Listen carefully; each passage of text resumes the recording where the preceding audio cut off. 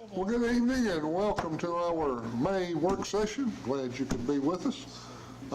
We'd like to begin each meeting with a moment of silence. Would invite you to join us if you care to, and ask you to keep the family of Brian Odom in your thoughts and prayers. Brian is one of our assistant principals at West Oak. His wife teaches at Orchard Park, and he's having some serious health problems in the hospital, and he needs our thoughts and prayers. But join us if you'd like.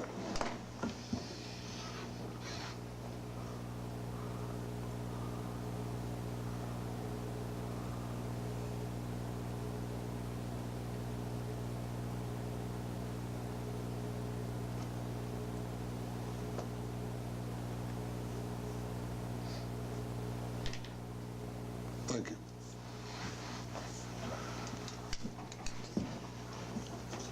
Okay, first item on the agenda is approval of the agenda for May 13th work session. Without objection, we will approve the agenda. Any questions on it? The agenda for May 13th is approved. Pledge of Allegiance to school highlight, Orchard Park and West Oak Middle. Which one's going first? Okay, so Orchard Park will go first. Okay. Ready to do the pledge?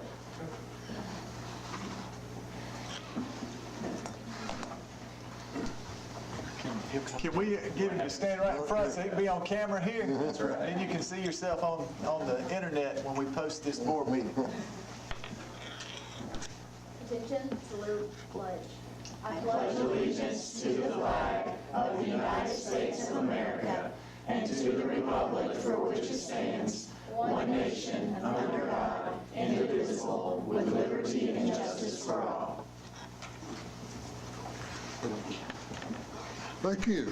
He's going to. That's a standard elementary thing. Let's get ready to get Yeah, he's gonna do something. I saw the hand go. Full train.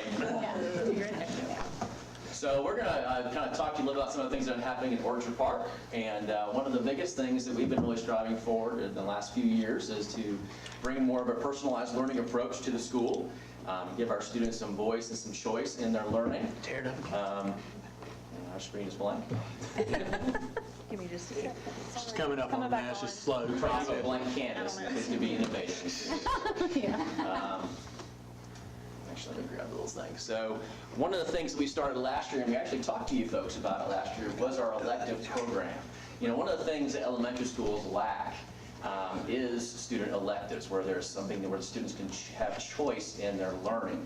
And so we've really gone out of our way to provide both the time, which is probably the most difficult resource to find in an elementary school schedule, and the folks to provide some very specific learning opportunities for our students. So we, in the last couple of years now, we've had nursing electives, movie making electives, cooking. I won't read the whole list to you, but you can see that it really ranges from everything, like I said, from crocheting, songwriting, international literature, TV broadcasting, even basic repair.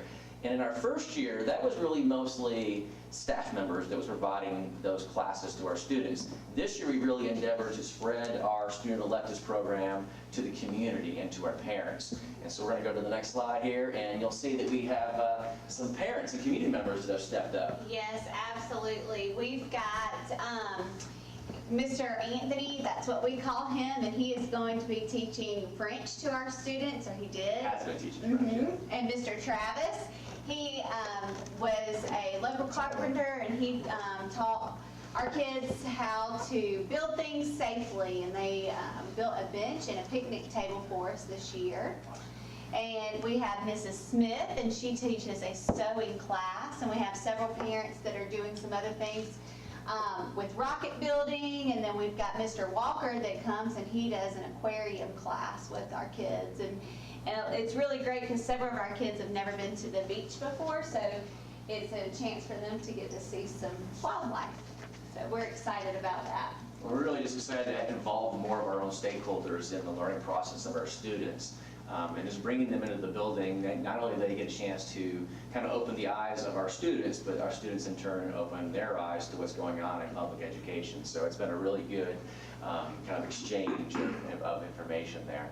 Go ahead. No, you're doing fine. No, and we're very excited. What our beekeeping elective is by Mr. Marty and Braden Reed. And I'm so excited because this is actually our first student-led elective. So he planned the curriculum and showed it to us, and he was very excited to present to his fellow students each week and teach them about beekeeping. And they go out and they serve in our community, and Mr. Reed is the one that monitors him and is the adult and supervises the bee elective, and he assists, right? Yeah. So we are very thankful that They're they both certified beekeepers, They are. and we know for a fact that he's the youngest beekeeper in Oconee County. And I don't know if we've completely proven yet he's the youngest in South Carolina, but he may very well be the youngest certified beekeeper in South Carolina. So that's pretty something. And we were also fortunate that the City of Westminster lets off Mr. Reed for an hour or so a week so that he can come out and do that. So we really have, Very grateful. really the whole community is involved in our student electives program.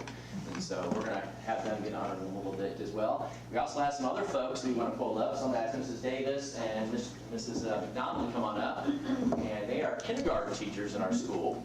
And they are the winners of DHEC's Champion of the Environment Award. Every year, the state of South Carolina offers up to 8 awards, up to $2,000 in grant money that can be used to kind of bolster student environmental awareness and more awareness of the natural world around them.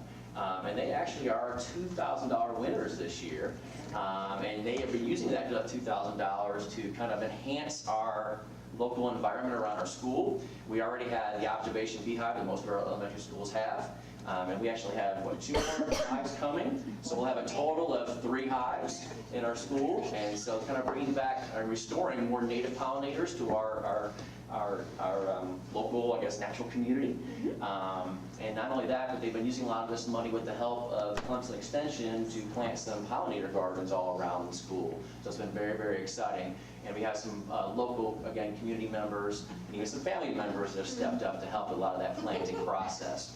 Now, probably besides the $2,000, the other really exciting part of winning the DHEC Champion of the Environment Award is that you get to be part of a statewide commercial. And so we're going to show you the 30-second commercial spot that really kind of highlighted not only Orchard Park Elementary, but Oconee County as well. So this is kind of an exciting opportunity for us, and hopefully it'll play for me here. Can you use the mouse? Maybe I'm not sure how to start the video. Just kind of trace it over the screen. DHEC congratulates this year's champions of the environment. There'll be a lot of schools that are across the state, but we are part of that. Students are learning how oyster reefs and spartina plants protect salt marsh ecosystems. On campus, students are creating bird-friendly habitats through organic gardening. They're doing weekly litter sweeps and selling artwork created from recycled items. Schools are creating gardens where students can compare different growing systems, provide food sources for bees, and use plants to improve air quality. Thank you, champions, for doing your part for South Carolina's environment. DHEC International Paper and Dominion Energy proudly support champions of the environment. So like I said, that commercial was shown statewide. So Oconee County got some good media exposure there, as well as Orchard Park as well. So we're just really thrilled for both of these ladies' work to really not only beautify our campus, but to make our campus more friendly to the environment. So we're really excited about that. And this is actually part of another movement that our whole county is involved in. So several schools in Oconee County are moving towards the Green Step schools, and we are hoping to have all 6 steps mastered by next year. We are accomplishing several of those through our electives program, so it's just a matter of fact of putting those into action and making sure that we write it up the right way. They went to the training this afternoon, and our training, we had several of our green team members go, and what we're very excited about is our students, how they're going to be involved. And hopefully what we do at our school branches out into Oconee County even more. So we're very excited to see all the different tasks that we can accomplish by being a Green Step school. Well, we thank you for your time. That's what we wanted to highlight about Orchard Park Elementary for this school year. Thank you. Thank you.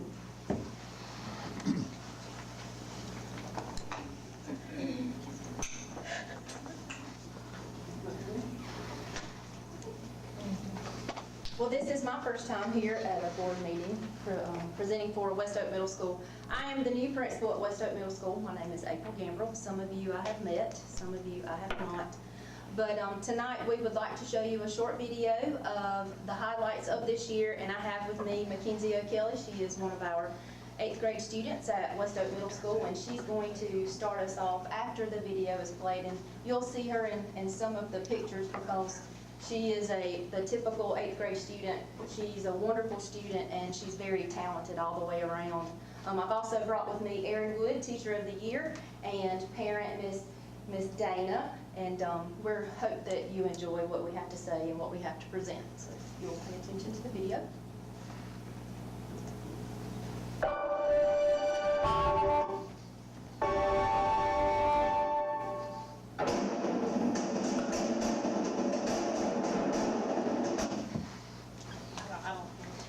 Yeah, and we weren't looking at you funny either, Mr. Whitrock, but our monitors up here are not functioning, so we were trying to watch the TVs when yours was coming out. So we're having some technological difficulties tonight, so we're going, I wonder if you just, if you flip that. Recycle the revenue. Huh? Reset the Yeah, HDMI. That's where all the Hit that cables green are. button down there. Flip it off and back on. Let's see if that does anything.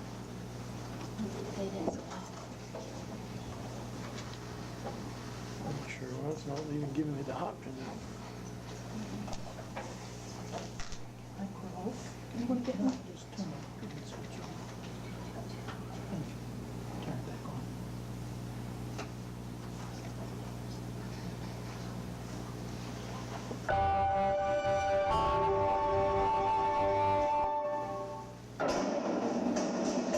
Hoping it's just a delay and it'll come up and we can start that.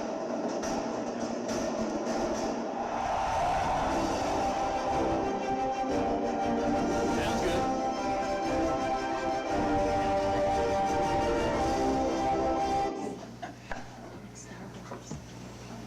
Joe, you can't fix it? Yeah.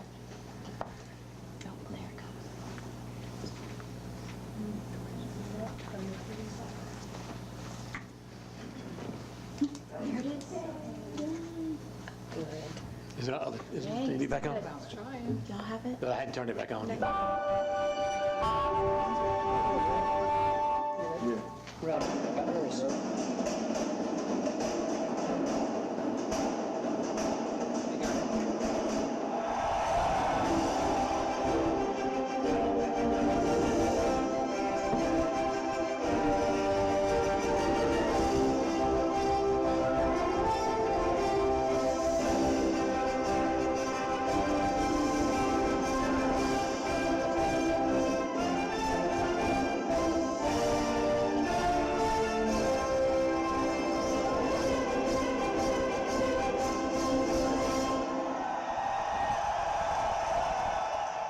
And just to give you a little information, some of the highlights, our lady volleyball team were conference champs, and our girls basketball team went undefeated. They were conference champs and regional champs. Our football team, we missed it by one football game, but we're very excited where we're going. Our band and chorus, they have wonderful performances. If you were able to go this past week to see our orchestra and our band and our chorus, they did a phenomenal job, and we packed West Oak High School. So we thank West Oak High School for allowing us to be there. But we also have one of the largest FCAs in the state. So we take pride in our FCA. And just to piggyback a little bit with Mr. Whitrock, we're excited about the beekeepers because we actually had some of the traditional bees. They brought us some too. So we're hoping to have a community garden through our ag program. So we're hoping to provide different vegetables to our community, also to local food banks. So we're excited about that as well. And we were given our greenhouse in January. So we've had our first plant sale and we've done wonderful. And the kids have taken pride in that as well. But enough for me talking, and I'll turn it over to Mackenzie O'Kelly. Good afternoon, everyone. I'm Mackenzie O'Kelly, 8th grader at West Oak Middle School. I'm a two-sport athlete playing softball and basketball. Hence the shoulder. I'm also a member of the West Oak Middle School Honor Band and West Oak Middle School Jazz Band. I am a junior scholar, and I'm also a Rotary scholar. And I'm also West Oak Middle School's Junior Beta Club president. I have had some amazing experiences at West Oak Middle School, including the FCA. We even gathered this morning to pray for Mr. Odom around the flagpole. There were several hundred students and several faculty members out there praying with us this morning for him. And every Thursday we gather in the chorus room. And one Thursday we had worship, and there were several students that decided they were having pain in their life, and they went up to the front of the room. We all kneeled down together. Several of us were crying, and several of the teachers that were a part of the FCA and came and they prayed over us because so many of us felt that we were in pain, including Mr. Jason Ray and Mr. Christopher Halsey were in that room with us. So shout outs to them and helping all these students through these tough times. And there are several teachers and administrators at this school that are very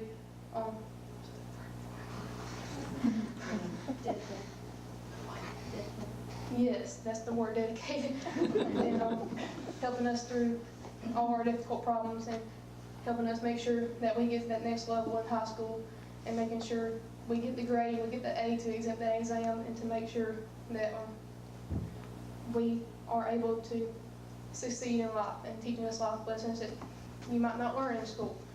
So, thank y'all. Thank you.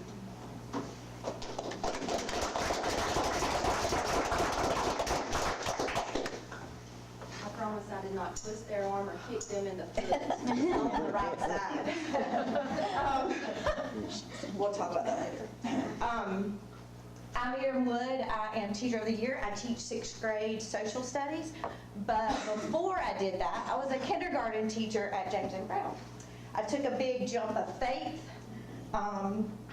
April gave me the opportunity, and I'm just passionate what I do.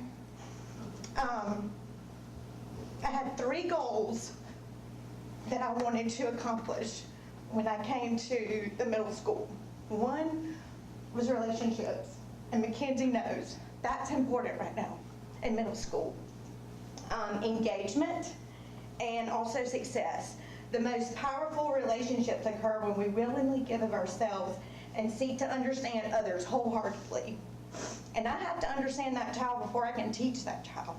And if you know, 6th grade is a big transition from being nurtured, and then they take that transition, and I feel like 6th grade we still get to do that. So I've taken pride in helping build relationships with the kids, and through those tough times, and just like she said, a lot of those kids, we don't know what their home life is, but if we build those relationships with them, we can meet them where they are, and that's important for me. The other one was engagement.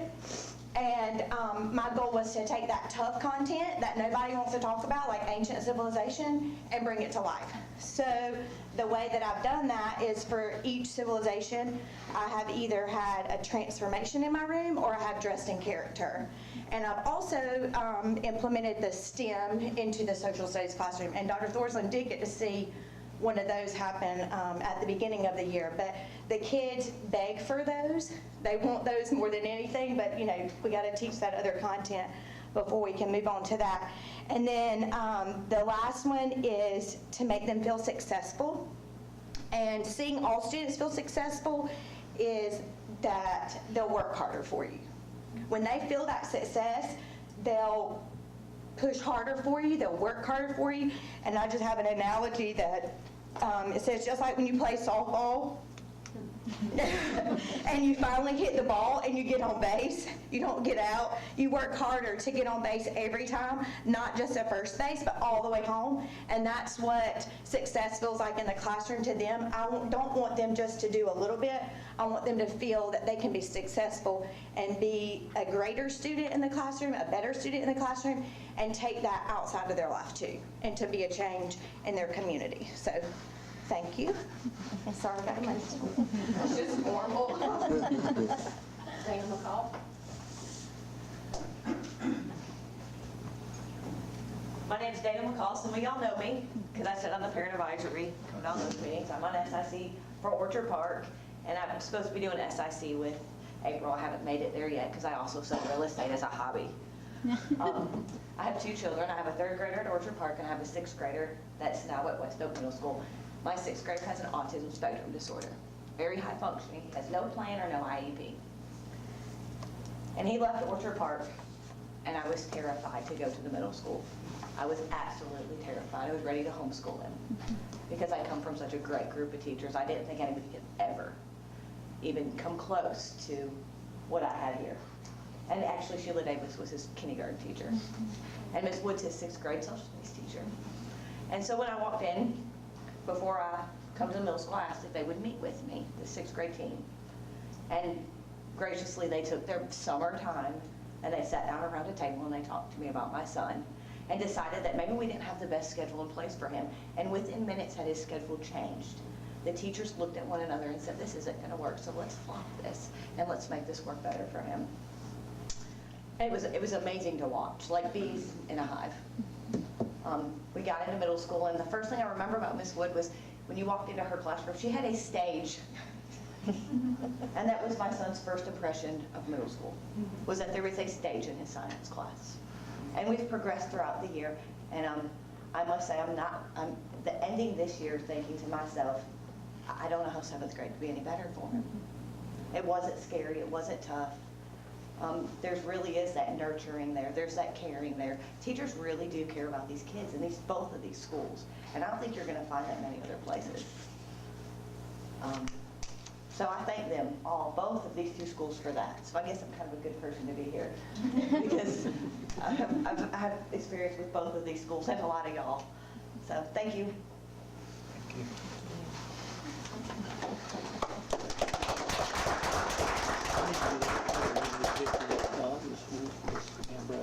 Well, thank you to each and every one of you, and thank you for what you do for our students and for the Oconee School District. Thank you very much.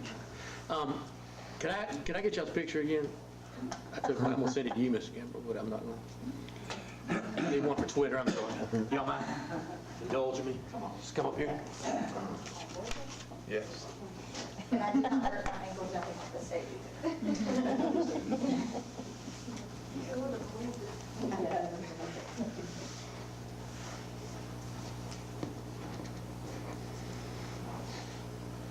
Thank you.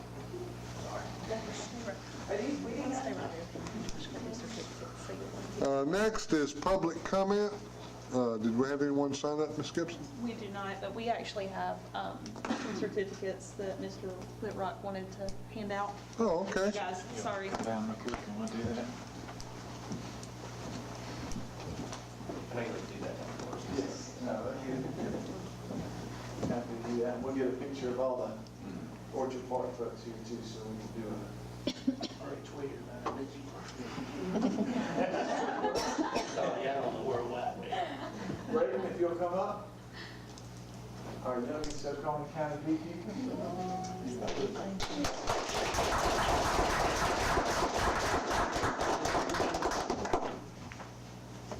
If you'll stay up here, Raven, Mr. Reed, if you'll come join us.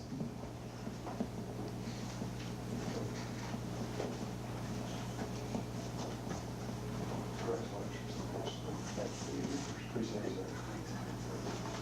And Ms. McDonald.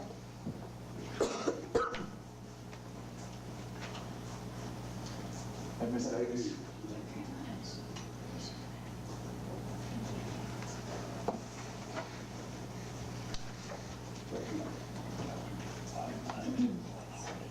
We'll let Mr. Henry get a picture. I tell you what, y'all want to come to the middle here?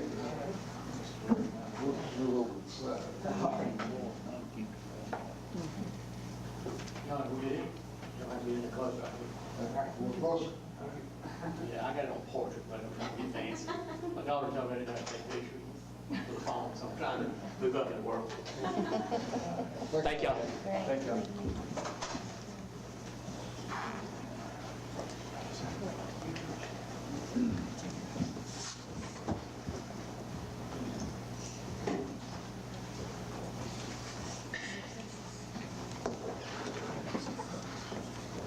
Okay, public comment is, there's no one signed up, Yes. okay? Next is the public hearing on the FY20 general fund budget. Anyone in the audience? And we have the presentation Yeah. that we did at county council. If you'd Okay. like for Ms. Moore to just run through that real quick. That'd be good. I didn't know if you wanted to do it, if anyone wanted to speak to it first, but They that's, can speak and then I'll talk, whichever. Either way. anyone comments on the budget? Ms. Moore? Okay.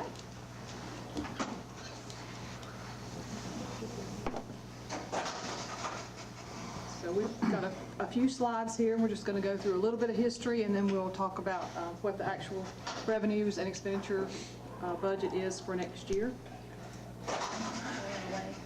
There it goes.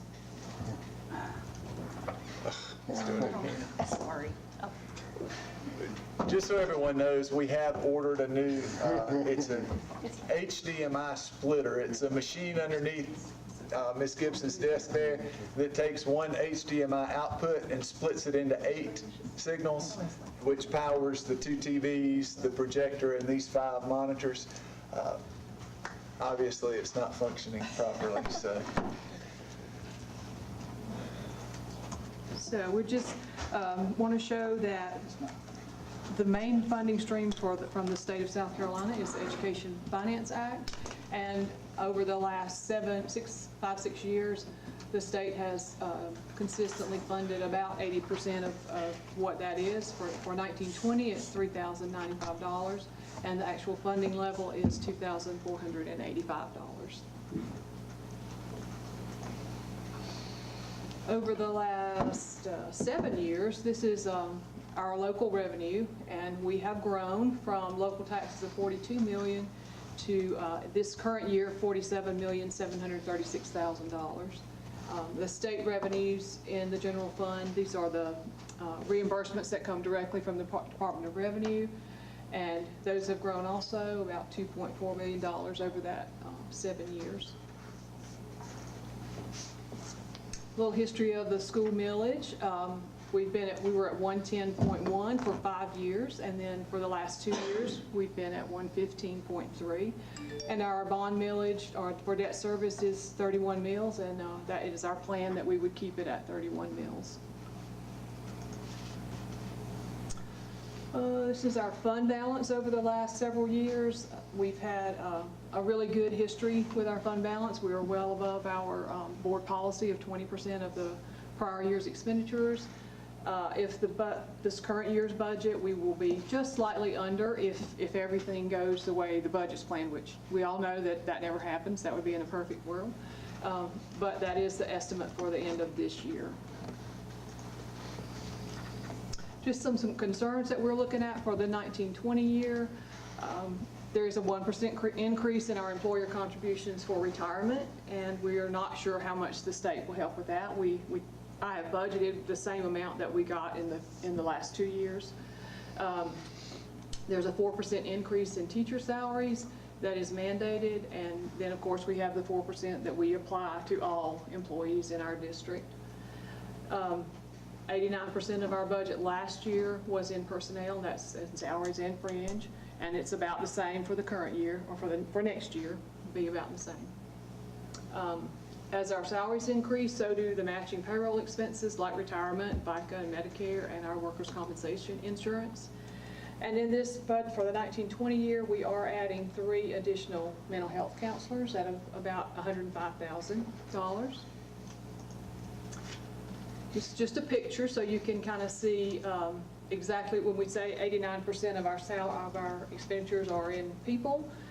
The biggest, the 63.1% is salaries, and then 26% in fringe, which leaves us about 11% for all of our insurance, our utilities, all the other supplies that our teachers need. So we are very limited as to what we can change.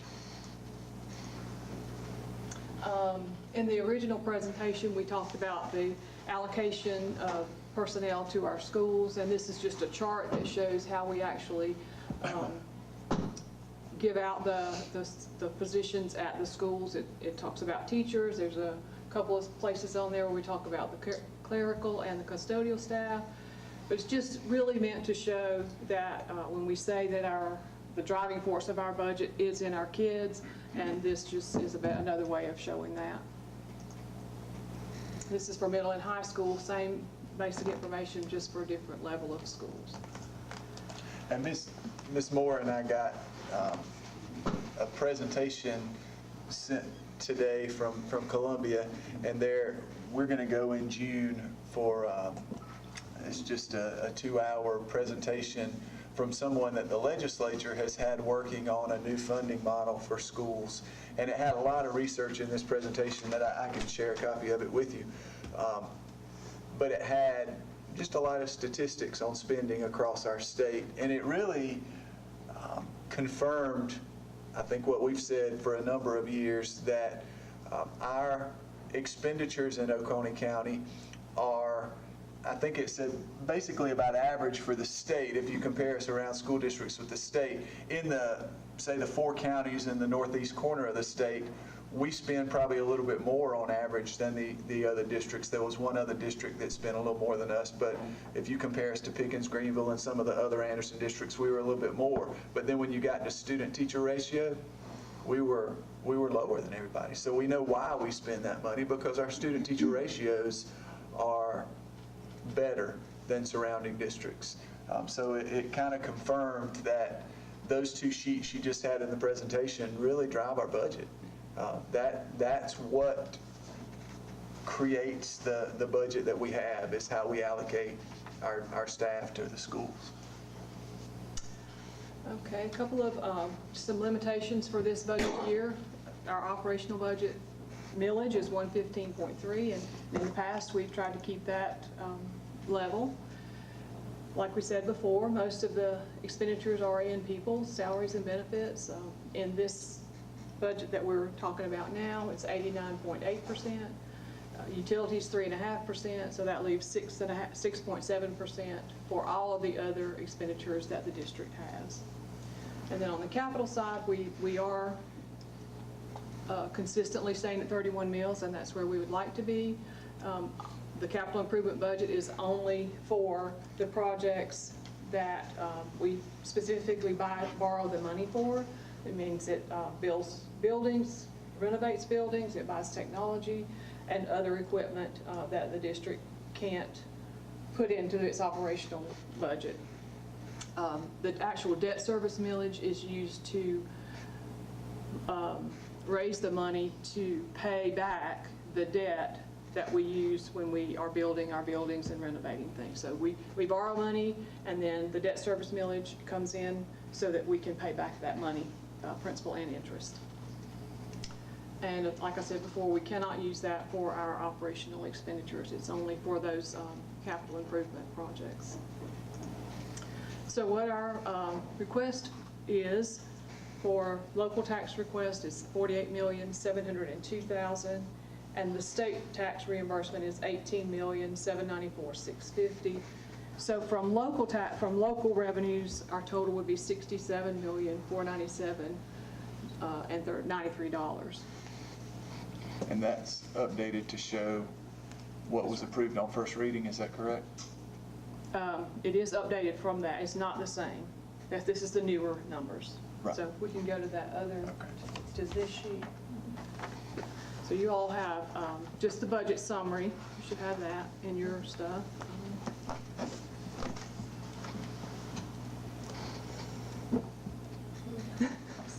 That's exhibit, exhibit 2, if you, yeah. So if you remember, the last time you met, which would have been first reading on our budget, we had shared what we took to county council for the first time, and you voted to approve the budget on first reading with a 1 mil increase request. So this is different from what you saw the first meeting, but it reflects the change that you made in that meeting.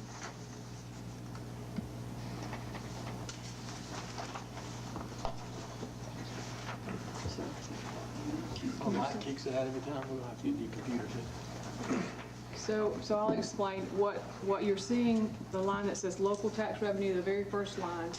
That $553,000 was our estimate of the increase in revenue if the value of a mill increased, according to the history of the last couple of years. The second line, the $411,000, is a 1 mill increase. So what we're looking at is 1 millage increase, and then if the value of a mill increased, we would also get additional revenue. So we got two things there. Right, so just to make that as clear as possible, I probably should just be quiet and let Ms. Moore talk because I'll confuse it. But, so the 553, the value of a mill should grow every year because the value of property goes up in a normal economy. It's going to increase every year.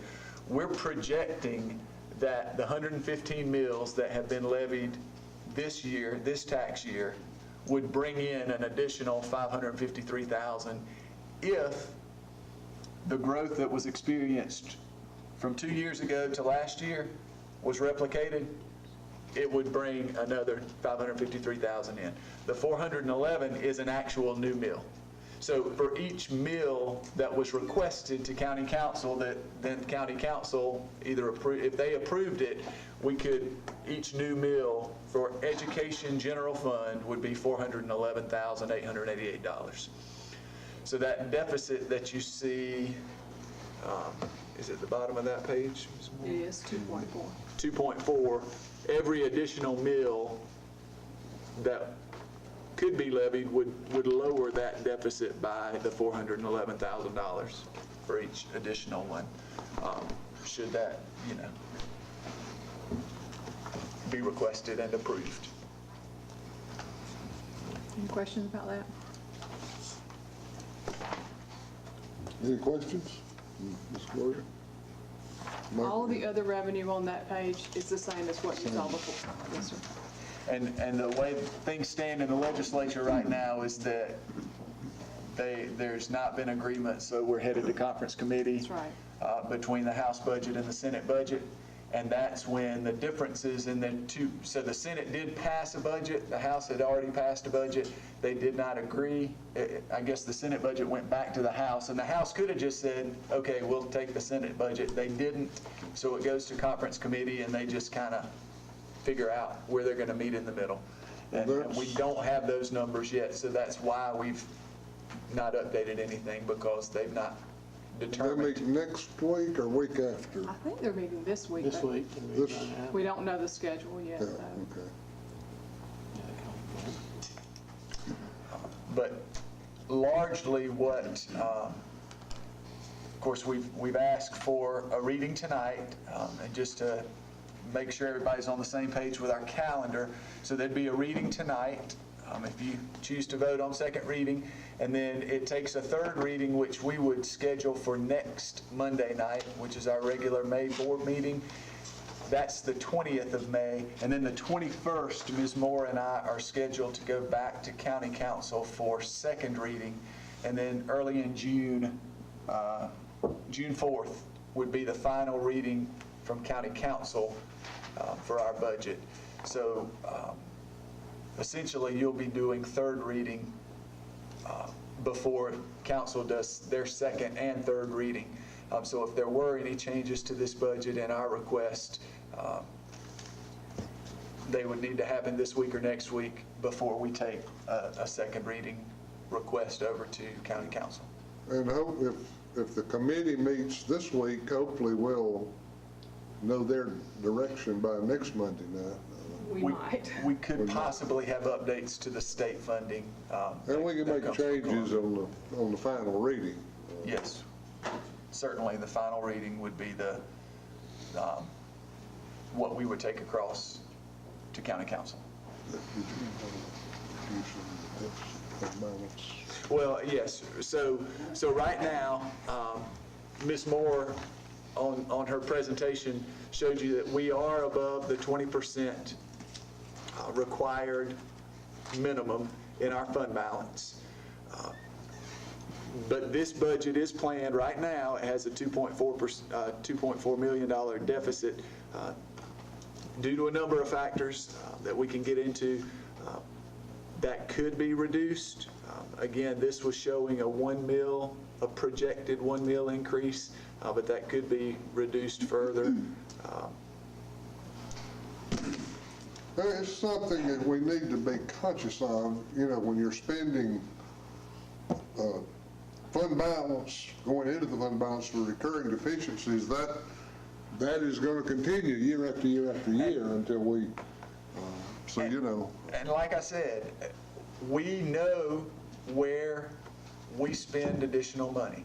And I've said a number of times, I think even at board meetings, if you took one of our high schools right now with 1,000 students and staffed it according to our staffing standards, which Mr. Hamby does each spring, if you took that same high school and moved it across the lake into Anderson, Pickens, Greenville, there would be fewer teachers in that building, just because we staff more generously. We staff at 20.5 to 1. So for every 20.5 students, you put a teacher in that building, and that's a more generous allocation than a lot of our neighboring districts.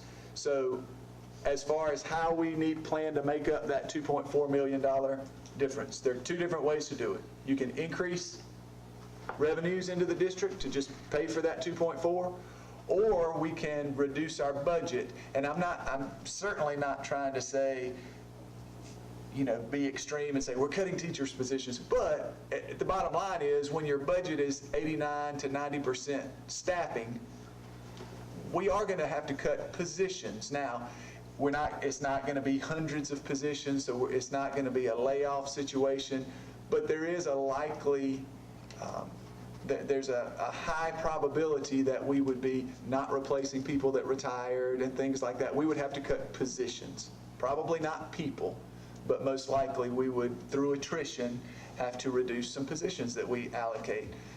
The value of a meal will be set in probably by September, and I've said that's when we'll know exactly what that deficit looks like in a more concrete way, and at that point we would have to start meeting and determining where we're going to reduce. That could be some teaching positions. It would likely be all types of positions. It could be administrative, it could be clerical, it could be any number of positions. But the short of it is the two ways to battle that deficit are by increasing revenues or decreasing expenditures. And that's what we'll be tasked to do when we know that final number.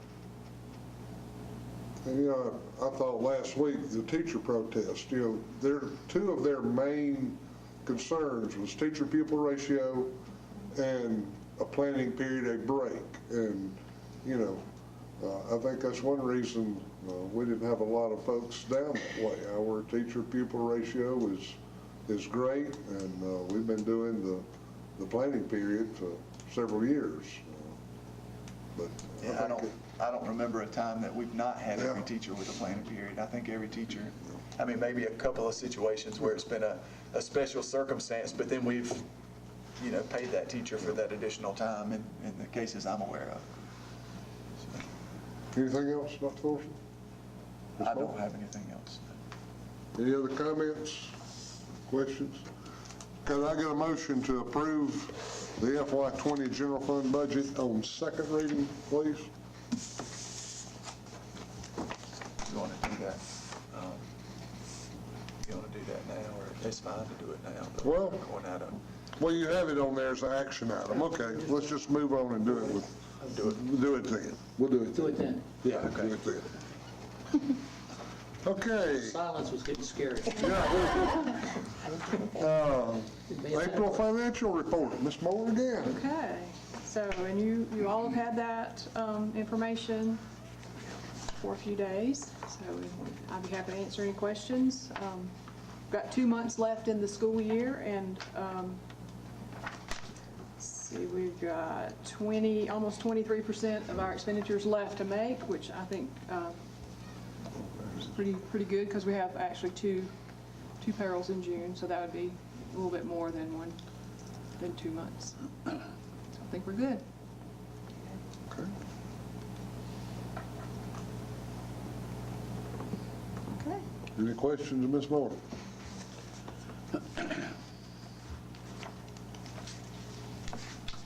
Anything else you want to say about the FY20 general fund budget? No, sir, I think we've said enough for tonight. Okay, 2021 school calendar update, Mr. Hanby. Dr. Thorson and I are traveling to Columbia tomorrow to meet with the State Board of Education. We sent in a request to be able to talk to them about proposed calendar for the school year 2020, 2021, and seeing if we could get a waiver to be able to start a week early so that we could finish the school first semester before our students have to report to Tri-County Tech and do those kind of things. There's a conflict with our kids who take dual enrollment and being able to finish up before Christmas. And so we want to talk to them about that. It would also allow our kids more time. They took last week the AP exams. It would allow more time, another week of study in school before they had to take those, and those are things that are out of our control. So we're going to meet with them. We sent, Dr. Thorson sent the proposal and our rationale for it.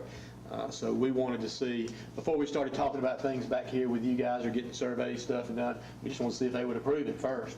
And I mean, we have to do it, but if they'll approve it, there was discussion about the information from the folks at the State Department said, well, they might approve it for the high school. Okay, I'm not sure if that's a doable thing or not for us. So, but before we start talking to parents and you guys and getting more detail about that, we just need to figure out what they're going to allow us to do. So we're going down tomorrow to meet with them. We've got to be there at 1 o'clock, and we are on the agenda, and we'll sit there and go through everything else, and then we'll share what we need to share with them, and then hopefully we'll get a response from them in a timely manner so we can then decide what we need to do to proceed for that calendar. Okay. We feel like it'll be quick enough to where we can make a decision sometime this summer. Just as far as, or at least have the information we need so that we can make the best decision. Anything else? That's Any it. questions, Mr. Hanby? Local board approved courses, Ms. Simmons. Yes, sir. I have the first page in the exhibit. I just created a table so you could see what local board approved courses will be offered during the 1920 school year. There are only 6 new. Those are the ones that are highlighted in yellow that have applications that follow the table for board approval. That's Adventure and Education, Marching Band Auxiliary, Color Guard, Green Steps, which goes along with a lot of what you heard today in the school presentations, and then Team Sports 1 through 3. You can also see which schools are going to be offering those local board-approved courses this year. But all the unhighlighted courses are courses that y'all approved last year or who have been offered, over time, so no application is needed for those courses. But if you scroll down through the applications, you can see that they've been completed by the designee at each high school. Our first one for the Adventure in Education, you get most of your information from the attached syllabuses, which are the syllabi, which are at the very end of each application. So for Adventure Education class, I'm just going to progress through an experiential-based program. It gives you a lot of the variety of outdoor skills and sports that'll be introduced to the students related to camping, backpacking, survival skills, hiking, low ropes courses, climbing, mountain biking, all those types of things that are related also to our county and our area, things that they can do and explore within that course. It also states all of the standards. There are some national and state standards that apply to that course as well. For the Color Guard class, that is Mr. Udell at Walhalla High School. It's really an accompaniment to the after-school competitive Color Guard. It'll be offered for the entire year. So in the syllabus for this course, you can see there are a lot of units that he has incorporated into the class, and also percentage of final grade based on the performances that the students participate in. But I also enjoyed reading about like the performance evaluation unit as well as the show design unit that takes place in that course as well, and the standards that those address. The Green Steps course, Amanda Gladys at Walhalla High School will be teaching that. She's a very experienced science teacher. She has been doing a lot working with our department just on getting more information about Green Steps out to our elementary grade levels. So we have teams from all schools that have went to her meeting today to work on getting that implemented, just like Orchard Park was talking about. You can see that through the syllabus that this addresses environmental statewide educational initiative that they talked about, just really that project-based experiential approach, learning about conservation, protection, and restoration of our environment. A lot of communication and partnership within our community. She has a lot of great contacts that help just increase that knowledge of beautifying not only the campuses in our school district, but also just within the environment in our county. So it shows the standards that are addressed there for that course.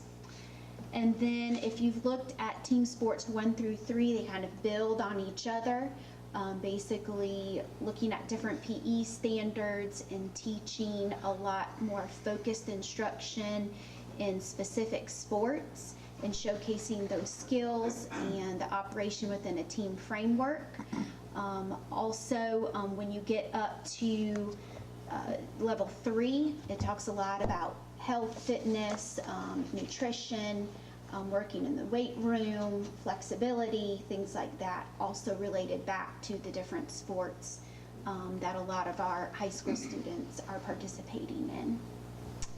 Any questions about the 6 new courses up for approval? I have one. Can you go back to where the original page of this list of the syllabus, syllabi, and my screen doesn't work. Slowly but surely. I'm so sorry.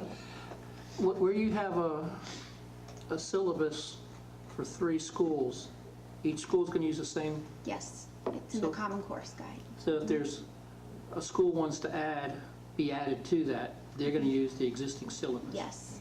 Okay. We've worked really hard on that this year. Because it'd be nice to have some consistency as well. It is, and it's all in our Hoping Common for. Course Guide. When we get that all up and running, I will show that to you all too, Ms. Shiver in our department, along with the guidance counselors. We really tag team this project together, tried to be consistent across all of our high schools. So it's been a really good working relationship with them. But a lot of this really is special interests of our teachers. If we hire a teacher at one of our high schools and they just have a particular interest and they can convince the principal and other staff members at the school that, hey, this is something valuable that students could learn and they could benefit from. They design a curriculum.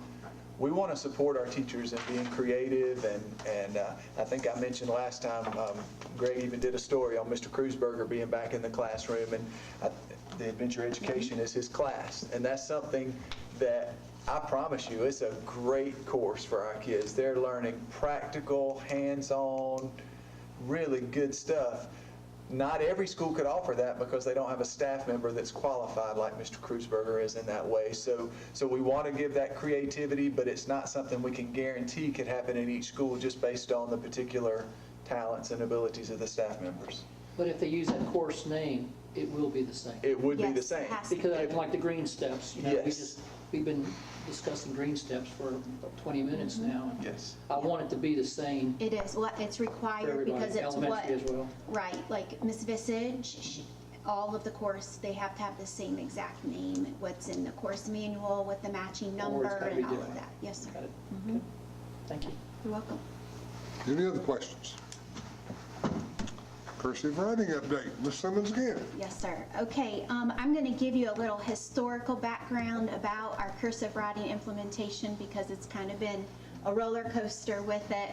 And I talked a lot with Lauren Harrison because she has been here the whole time and I have not been, so she was very much a wealth of knowledge with this topic. So back in 2013, she brought a group of people together to kind of work on discussing the importance of handwriting just in general for our district.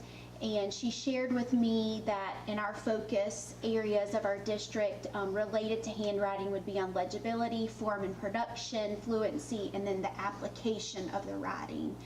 But back in that time, the state was not funding any handwriting materials at all. So about 6 years ago when they discussed that, it was decided that we would have local funding to support that. So we had a staggered implementation.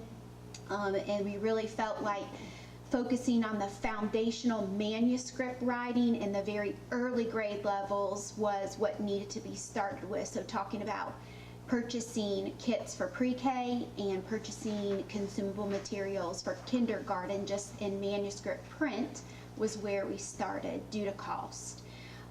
So then beginning in the 14-15 school year, we continued with the pre-K materials, but they're non-consumable, so it's really just buying any additional materials for extra classrooms and continuing with the kindergarten materials. In 2014, there was an act passed called the Back to Basics in Education, where they looked at bringing cursive handwriting back into grades 2 through 5.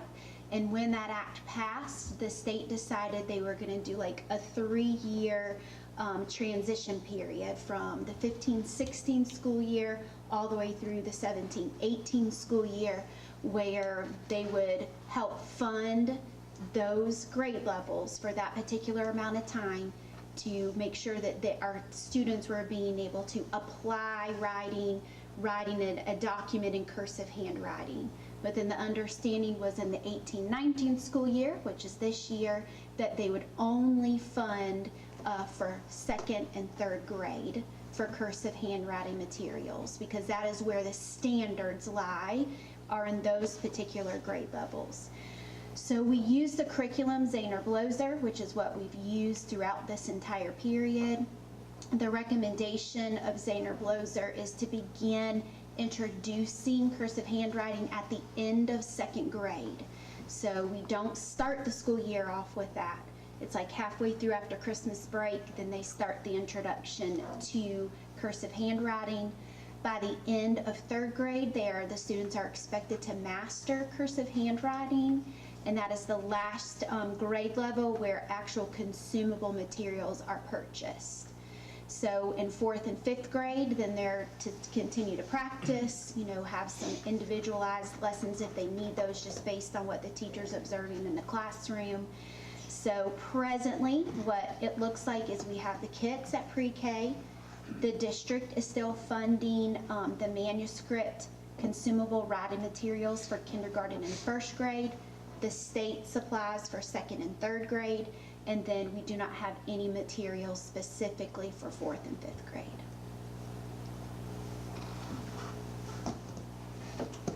Any questions? Comments, questions? Yes, sir. I appreciate all this information. Sure. It's some people, I've had conversations with parents about this, and in fact, it was quite interesting. I read an article where they said some students can't even read the Constitution because guess what? It's in cursive. And that kind of floored me a little bit.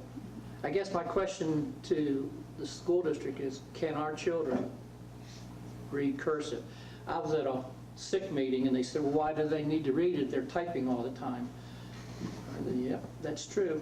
But some of us old people we can do both, and it just kind of surprised me that is it possible that a child may not be able to read cursive when they graduate from school?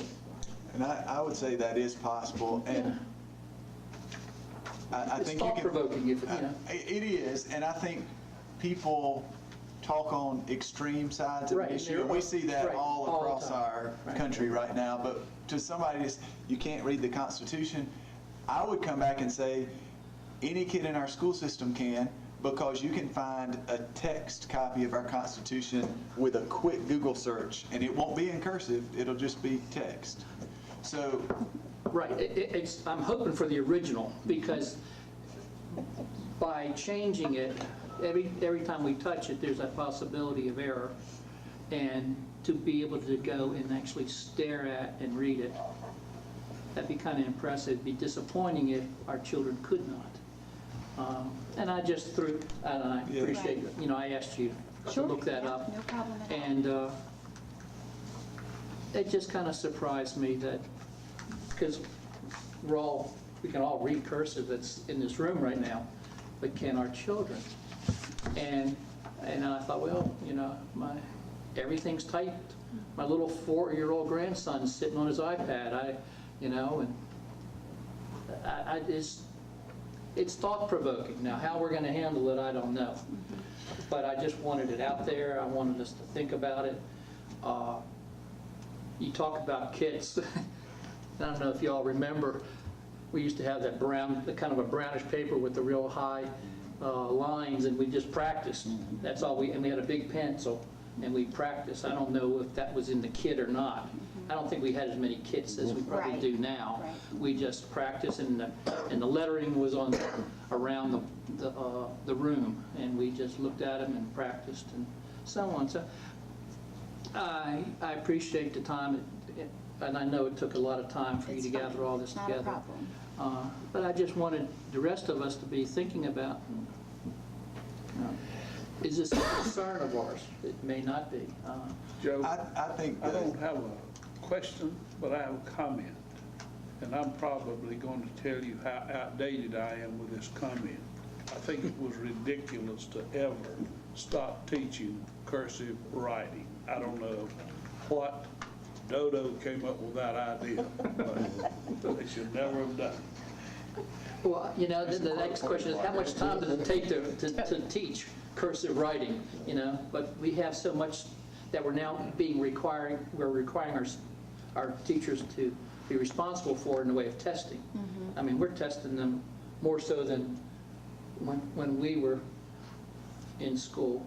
And so, I don't know, I just read it, it surprised me, and I thought, well, I'm going to run up the flagpole and let's just see what we're going to do about it. So I deeply appreciate you. Well, Ms. Erickson also wanted to know, if you had questions, so I'll let her know what your concern was too, just I've been to talking see. to Walhalla L, and you know who I may be talking to about that.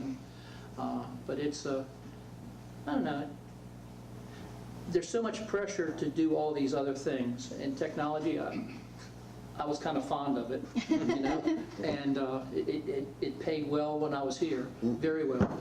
But there's another side to this. I don't know, it just surprised me that there was a possibility that we may have students that cannot read cursive. but to summarize, though, we're still teaching it, end of second Right, and in a third. second, then the question becomes, In what reality, after that? yes, kids turn in papers now digitally. And guess what? They're all... So handwriting is certainly less of a concern after third grade, because that's just not how we turn work in now. But That was the biggest difference in our generation. Today, once we learned it, every paper we did for the, all the way through college was, it was cursive, You have to sign a contract. Do you type your contract with your name on it, or do you sign it? Increasingly now, we digitally sign it. Well, and the thing is, I had recently been in a situation where I was signing a lot of things. I was in a hospital, and they can sign their name, correct? Okay, I mean, our students, they may not be able to read everything. My son just did it the other day, so I saw it. Can they sign their name? 'Cause I don't want an X. I want to see a signature when they graduate from Coney County, and I'll leave you all be. Thank you very much. You're welcome. Anyone else, anything? Okay, FY19 board meeting revision, Dr. Thornton. Yes, we discussed just calendars over the summer, and due to someone not being here on June 17th, I'm just making a suggestion that we change the board retreat from June 17th to July 15th. Both of those were board meeting dates anyway, but just to make sure all 5 board members could be here, we'd like to move the retreat to the 15th. So it's a very slight change, still hold both meetings on those same dates, but just move I think we've got it scheduled from 2 o'clock to 5:30 or something like that.